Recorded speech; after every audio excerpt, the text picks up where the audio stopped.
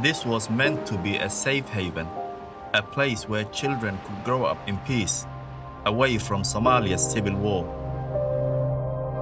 A place where people could live their lives.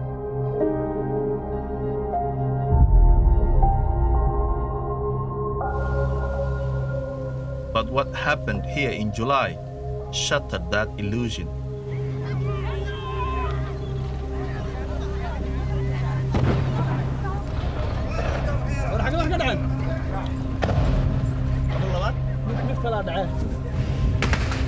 ودهم كل ساعة مش حبتك دعيسة.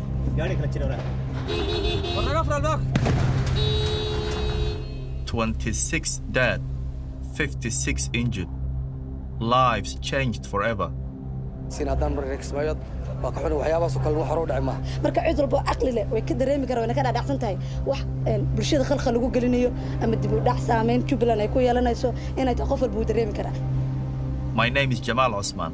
I am a Somali journalist who for years has been searching for answers to an end to the cycle of violence which has ripped my country apart for 3 decades. In Kismaayo, I thought I had found the answers. A place which was secure, a place which was peaceful, a place which offered hope.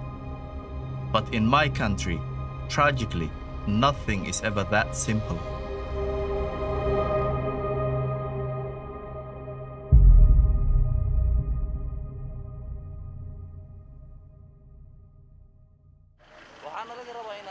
Another day in Somalia, another fighting patrol to the front line by the Jubaland armed forces.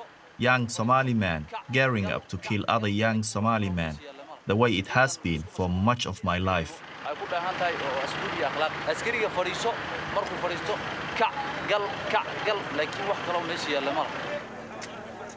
These soldiers are going to an area controlled by Al-Shabaab, the most powerful militant group in Africa and Al-Qaeda's affiliate in Somalia. Among them is an elite unit known as Rohan, meaning the unseen. Made up of former Al-Shabaab fighters, they know their enemy well. Commander Khalid reminds them how they are expected to behave. askariinimadku waa adayg waa maxay ahayd inuu qofku ku adeeg yahay shaqadiisa uuna u jilcisan yahay shacabkiisa dadka aan u soconno waa dadkeenii oo cadow haysto waajibaadka iyo shaqada ay idin faraan taliyaashiina si fiican ha loo dhageysto ha loo fuliyo. But trust can be in short supply here. Some of these men could be secretly working for the other side. waxaan u baahannahay inta aan ka soconayno hadda in ka tagayno in kulli iyadoona shaki ahayn waxbana ahayn haddana taleefanada laga soo wada ururiyo ciidanka oo kulli halkan la isugu keeno idinkoo mahadsan wabillahi tawfiiq waa mahadsantiin. The fear is that they will inform Al-Shabaab about the operation. Sometimes the highest bidder trumps loyalty.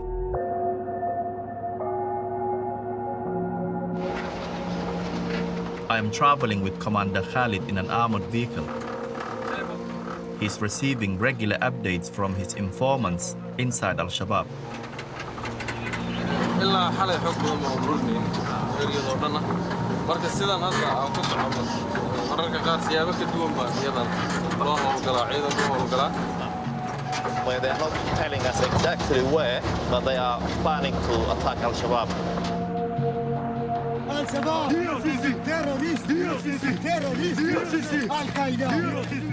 This is Al-Shabaab. I am no stranger to them, having interviewed them many times. They are a formidable enemy.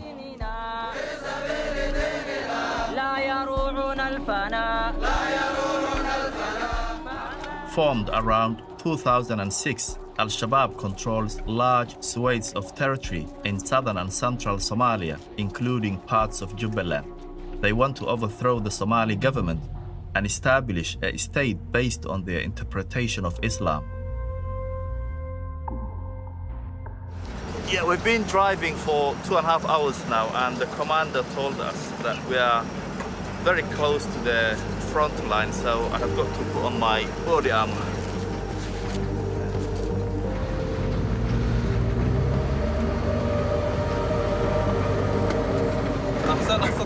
ما قادين إسكنا فوين وقاعدين صباحا توصل سوق أنا سوق أنا خلصنا لكن إحنا نوصل كنا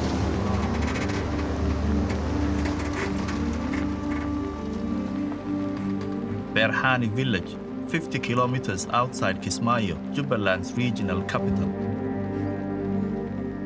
Jubaland forces search the area. They rush to a house where they are told Al-Shabaab fighters are hiding. But they find nothing. It's a typical of a front line which is fluid and of an enemy which is everywhere but nowhere. Commander Khalid tries to win villagers over to the Jubaland cause. Residents must turn out, otherwise they will be seen as Al-Shabaab members.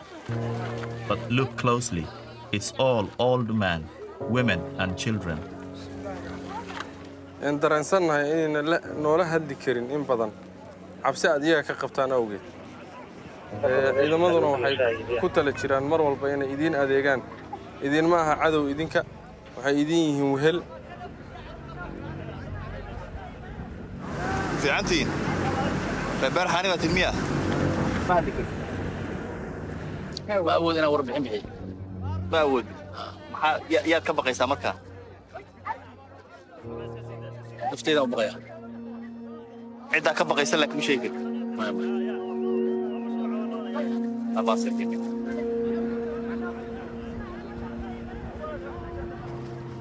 The strategic port of Kismaayo exists in a bubble of security of around 50 kilometers circling the city. It's propped up by Kenyan army firepower. Today, the man in charge returns from a foreign trip.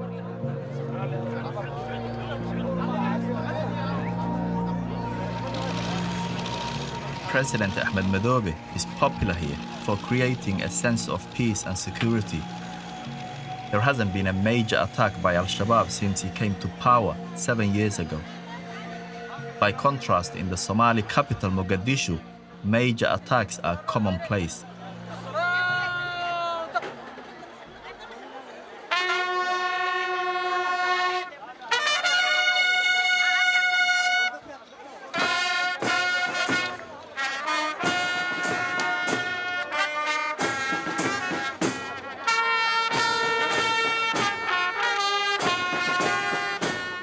The pomp and ceremony, coupled with the messages of security, is designed to remind everyone the presidential election is weeks away, and President Madobe wants another 4-year term. ummadda Soomaaliyeed waa asaaska ay Jubaland ku dhisan tahay.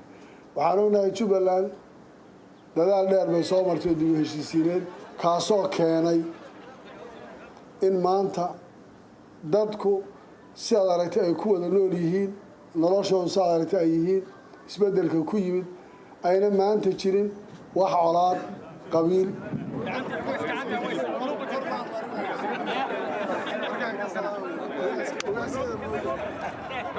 This is a man who has become one of the most powerful politicians in Somalia. حسلة قفك النبض يأمن أوكينا ويجرب استاجي. saas aan isleeyahay qofku inuu cadaalad ka helo, nabad inuu helo, amni inuu helo, horumar inuu jiro, dawladnimo inay dalishato. When I traveled to Kismaayo earlier this year, I was impressed with the society Ahmed Madobe has created. He has his critics who say he is an authoritarian figure who favors his clan. He has also fallen out of favor with the government in Mogadishu. But Madobe gave me hope that perhaps Jubaland offered a glimpse into what my country could be, a stable and peaceful place. On the plane here, I sat next to someone who agreed. And me, Hodan Naleya, the founder of Integration TV and a proud Somali sharing Somali stories all over the world. Hodan Naleya was a fellow Somali journalist who grew up in Canada but decided to return with the aim of highlighting positive developments in our motherland. So amazing. When you come to Somalia, you just enjoy being an everyday person. I love it here. Keeping Kismaayo safe is a complex political juggling act, and President Madobe needs to work hard, most especially in areas recently captured from Al-Shabaab. Military discipline is key to building public confidence in his rule. If soldiers kill a civilian, which has happened, they can be executed. Meeting with elders here is crucial. In Somalia's clan-based society, these men hold the real power. If he keeps them happy, he will keep this place safe. And more importantly, they won't give their sons to Al-Shabaab. maradii saddexaad ee deegaankan u yimaado madaxweynuhu maalintii reer Jubbaland dalkan ay yimaadeen dawladda ay timid ee ay degtay ilaa hadda lagu joogana wax bay yimaada ilaahi ani adigaasna kulmin uma ogeey codsiyadayna waxay ahaayeen ugu darnaay biyahaas marka madaxweyne waxaan codsanaynaa maadaama aan nahay deegaan wax qabad dhab ah oo degdeg ah oo indhahayna ku aragno oo aan ahayn kuwii dhagaha noogula sheegi jiray inaan aragno balkaa biyaha aan culayska saarada waxaan idin kala galbada ha noqoto inaad la shaqaysaan oo ciidanka amniga aad la shaqaysaan oo isku xidhnaantiina ilaalisaan oo odayga iyo hooyada iyo dhallinyarada iyo kulli la wada shaqeeyana danta guud baa ku jirta. It's a dramatic transformation for a figure who was once an Islamist fighter himself. He turned against his former jihadist comrades following 2 years of captivity in Ethiopia. Released in 2009, he went on to battle them for control of Kismaayo. In 2012, with the help of Kenyan forces, he was victorious. شبابku waxaan isku diiday waxay ahayd siday u socdaan iyo diinta sheeganaya markaan war khalad kala jira waxaan islaamku ma qabo dib ha looga soo noqdo waxaan aan xaqiijinaa waxa uu yahay oo ay diideen sabab ula saaxiibi karaa ma jiro tasaakiin waa taan ilaa hadda rabo inaan ula dagaalamo dagaalkoodii ugu sii jira markaa mid iga dhamaanaysa. Others here have taken the same path. The Rohan are a special unit made up of former Al-Shabaab fighters. I met them to find out why they turned against their former comrades. Their commander is Abdikadir. Annaga kaskeena isku geeyne. Annaga na codsana inaan meeshan fadhano oo wadankeena adigu ka qabano. Lama qasban. qorigan aniga waxaan u qaatay dalkii dadkiina u dagaalamo. Okay. haddana waan dagaalamayaa. ilaa iyo Al-Shabaab ay ku soo gabgabowdo dhulka aan ku darno waa dagaalamayna. waalid iyo anaga ma kulmi jirin. xaasna weligii hatta ma shukaansan jirin. aan ka xishoon jiray. laakiin inta markaa ay maaday waa wareereebo.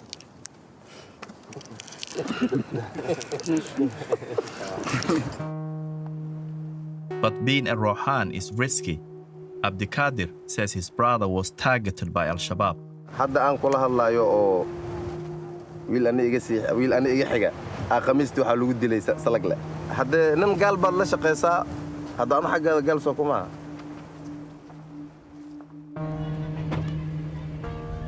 Today is Abdikadir's day off and he heads home to see his family with some sweets and a new football for the kids.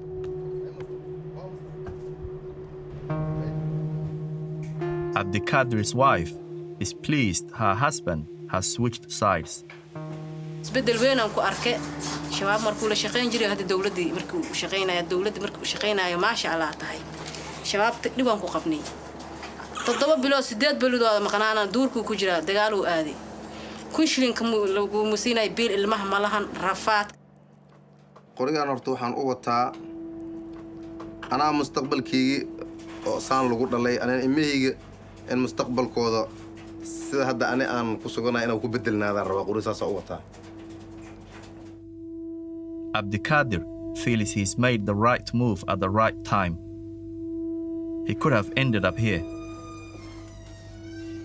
This is Kismaayo's highest security prison. Alleged Al-Shabaab fighters are held here, some without trial. Jubaland authorities say these men are all Al-Shabaab. Muhammad and Ilyas are accused of killing this man. Sheikh Abdullahi made his name as an Al-Shabaab preacher, but he later turned against the militants, preaching anti-Al-Shabaab messages. He was executed in broad daylight in this city 3 years ago. Mohammed and Ilyas have agreed to talk to us. أنا وصلت وطلعت. marka macay qof baa toolkamiya أنا قعدت qof كمان توجنا لكن كل ركبة اللي جري. هذا التعافس ما ويديسن لها عروض قليل. عروض سمان هذه ما هو ويديسن. أنا قصة أنا قعدت إذا أنكو جيسن لكن لوك أنكو لها هو ويديسن.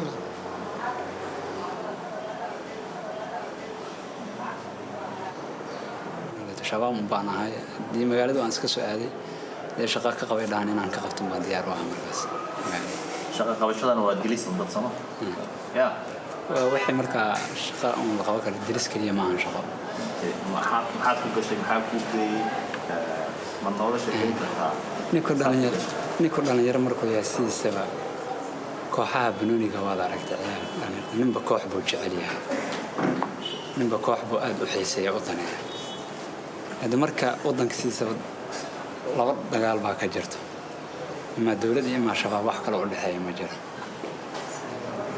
سألني كم ويدينا يقرأ هذا عروض تسأل كلا ما تحبيله أنا كمان أنا دين نبان دلي نبان عروض كدي لكم أنا دين مركان كله إذا كان كو هذا سنتي صح أنا كو هذا سنة دي ما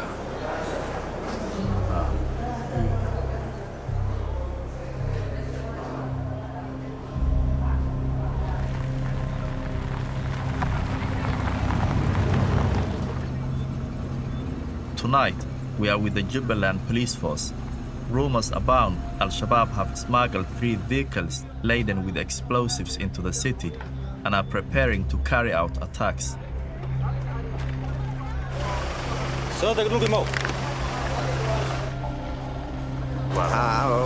wixii sharciga ma didin anaga waa diyaar adigana sidoo kale ku dhibeysaa in lagu baaro maya farsaadeen ma la baran jeclaan oo gaabnigeena ku jira waxaan oran karaa shacabka oo kalsooni aan ka haysano waxaan aad u taageerayaa shacabku aad u waxaynayaa inay iyagu yihiin cunsurka dhabta ah ee barnaamijka iyo laba annagoo aqoonta aan u leenahay shabaab iyo qaabka u fakarayaan laftigeeda ka faa'iidaysaneen inaan aad u isticmaalno inaan xoojinno informationka inaan helno. It's Friday, weekend in Somalia, a day of family and prayer. The president is here. اللهم وفق ولاة أمور المسلمين لما فيه مصلحة البلاد والعباد يا رب العالمين. اللهم اجعل بلدتنا هذه آمنة مطمئنة وسائر بلاد المسلمين. اللهم آمنا في أوطاننا. اللهم آمنا في أوطاننا. اللهم آمنا في أوطاننا. In the late afternoon, families relax. Our cameraman Ahmed Farah films them. Suddenly, he hears a loud bang, and the children start running, scared, and shouting, "Explosion! Explosion!"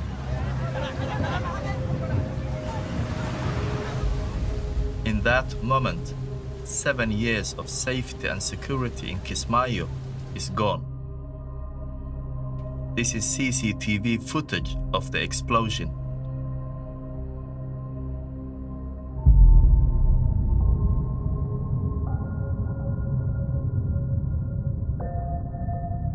It was an Al-Shabaab attack on the Medina Hotel as people were taking afternoon tea. A suicide bomber rammed a car containing explosives into the hotel gates. Moments after these pictures were captured, 3 Al-Shabaab gunmen stormed the hotel compound and the slaughter starts. Ahmed, our cameraman, sped towards the sounds of shooting and grenade attacks with his driver and our army guard.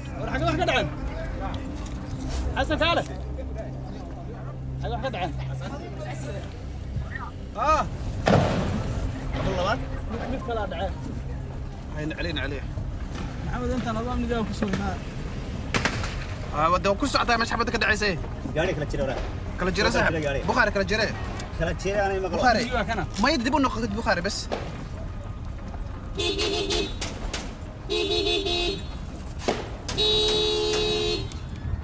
ورقه في الباك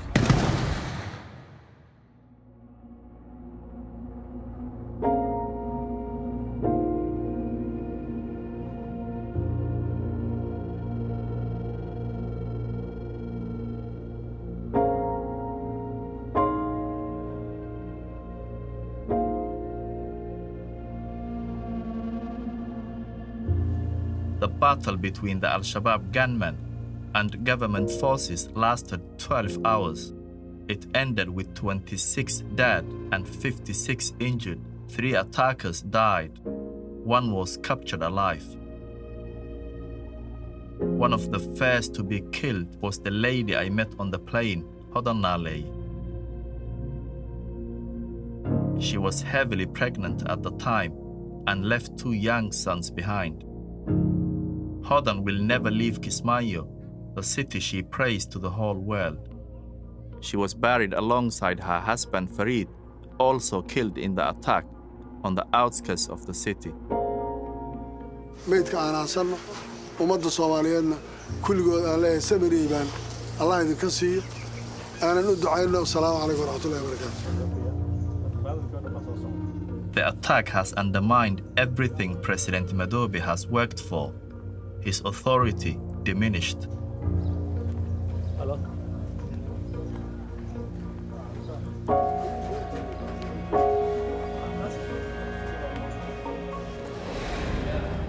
In the aftermath, he heads to the airport to oversee the evacuation of the worst wounded.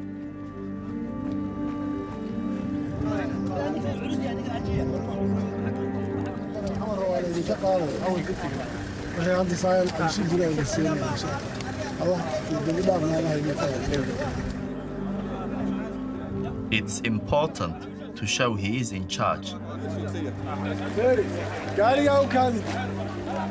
وكادي دكاس فيري كم قرع على صارن هلا صارن هاي كم قرع على صارن هالمريض قرع بصارن الله هالمريض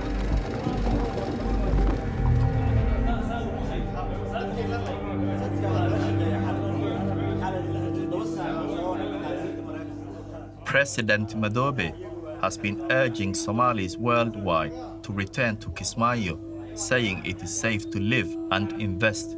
Come they did, but all it has taken is one bomb to unravel everything.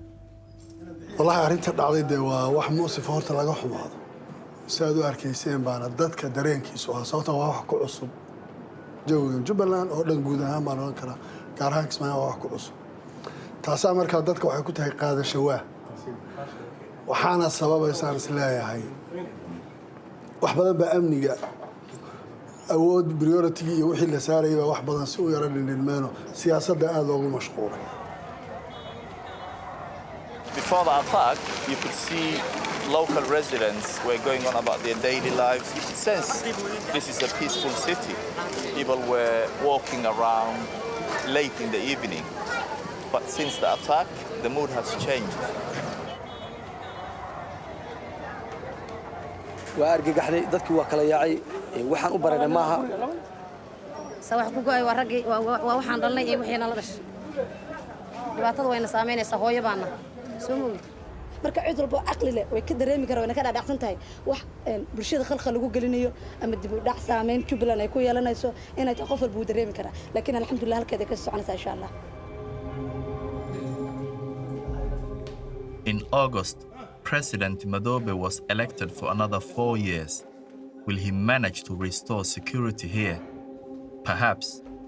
But I question whether there will ever be a time when Somalia's cycle of violence and revenge is broken. mar walba walahi wiilkayga markaan arkaa waan soo xasuustaa abiis dad kala dilay halowsha waa igaduumayso qalbiga waa si noqonayo kan soo xasuusto wiilkayga agoon laga dhigay Farhiya Hassan's husband was Sheikh Abdullahi, the former preacher, gunned down in Kismaayo. I had met 2 of his alleged killers in prison. in la ii dilay baan rabaa aniga nimankaas wiilkayga abiis ma ka dilay waa in la ii dilo ayaan jeclaan lahay. Farhiya says her 6-year-old son Aqil is also bent on revenge. waan dilayo lahaa abeeyga qafkii dilay xabad buu ku dhuftay anigana waan dilay xabadaan ku dhufanaa.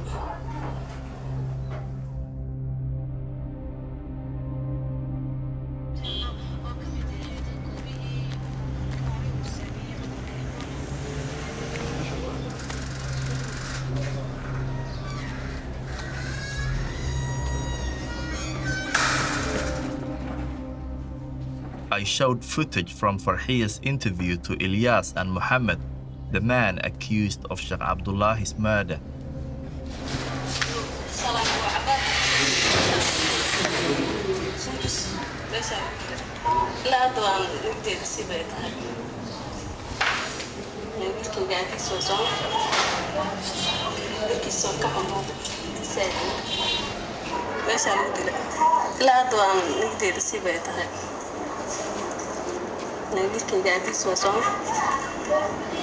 dil inuu hanuun leeyahay Soomaalidu dhan og adin aftirka dibida ka imaada ka warhay oo dib joog iska ah qof kasto dhinto ehelkiisu way saameynaysaa dhimashadiisa taas waa loo yahay wax kasta mar kasta iska dhacay kumanaan baa gadaashiisa dhintay ka dambeysay ninkaas Allahna uu naxariisto asaga nasiibkiisa waqtigiisa soo dhamaaday taas waa in haddaan dil leeyahay hal dilo haddaan dil lahayn hal idaayo taas loo barnaamijkayga waxaan u xiranahay dowladda way ogtahay inay ka warqabto ilmogsoonka xogteeda dhanna way haysaa ma garat dee waxaa dhammaan hore aan kaaga warramayna haddaan ima kaaga warramayo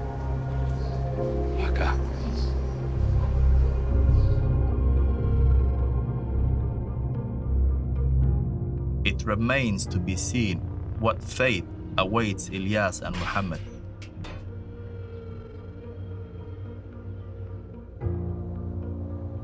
I wanted to Kismaayo to highlight peace and progress in Somalia, but I left with a different conclusion. Odanalaye's wish was to see the whole of Somalia united in peace. It feels to me that dream may have died with her. What future for my bloody country?